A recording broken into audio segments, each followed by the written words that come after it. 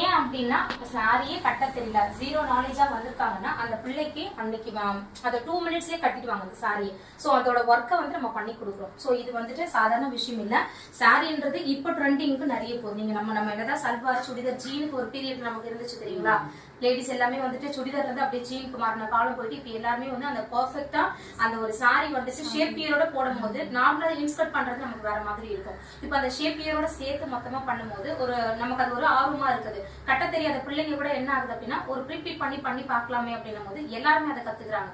இப்ப எப்படி ஃபர்ஸ்ட்லாம் இன்ஜினியரிங் அந்த மாதிரி இருந்தாங்களோ இப்ப பியூட்டிஷியன் அந்த மாதிரி வந்திருக்காங்க. பியூட்டிஷியன் வந்து இப்ப தனித்தனியா மேக்கப் ஆர்டிஸ்ட், ஹேர் டிராபிஸ்ட், அதுக்கப்புறம் சாரி ப்ரீப்ளீட்டர், இந்த மாதிரி தனித்தனியா நெயில் ஆர்டர், சரிங்களா, ஹேர் ட்ரெஸ் எல்லாமே தனித்தனியா பிரிஞ்சிச்சு. முன்னாடிலாம் ஒரு ஆள் பண்ணது, இப்ப அப்படியே வந்துட்டு கரண்ட்ல எல்லாமே அதுக்கேற்ற மாதிரி பீப்புளும் விரும்ப ஆரம்பிக்கிறாங்க.